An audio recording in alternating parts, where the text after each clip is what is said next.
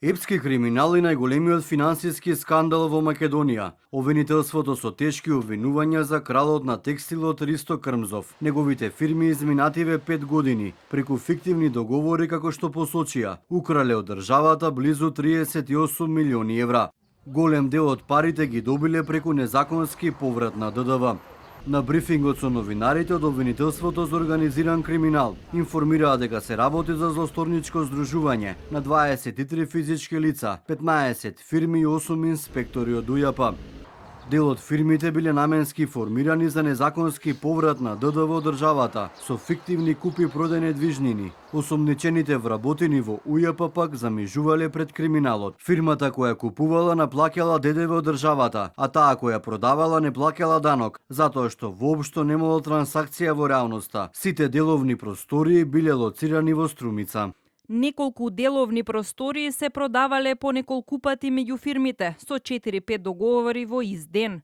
Од 4.000 до 20.000 евра метар квадратен чинел деловниот простор кој фирмите меѓусебно фиктивно го продавале, купувале, препродавале и секоја си добивала од државата поврат на ДДВ.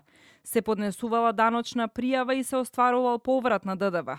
Штетата врз државниот буџет од епскиот криминал се проценува над 90 милиони евра. Обвинителството веќе побарало да се замрзне дел од имотот во собственост на фирмите, но дали украденото ќе се врати во државната каса не се знае. Копаш во истрагата и нема дно. Голем е обемот на докази, сега кога влегуваме во истражна постапка.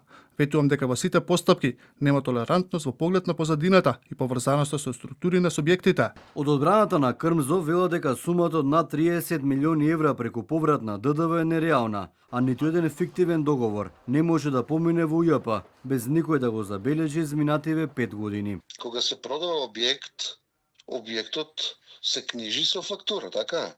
И при продажбата имаме ДДВ со кој што фирмата продавач се задолжува.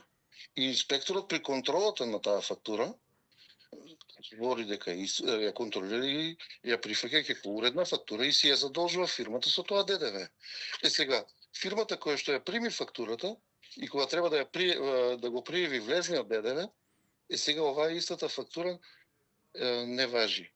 И еве нека дојдат двајцата инспектори, тој што го контролира излезното ДДВ и тој што го контролира влезното ДДВ, па нека кажат оваа фактура може да биде во правен промет или не може. Ако не може да биде во правен промет, значи нема ни излезно ДДВ за задолжување. Мислам, нелогично е тоа обвинување. Адвокатот Андреј вели дека доставиле докази за уредно плаќање на даноци без поврат на ДДВ. Најавија жалба на мерката притвор за Крмзов.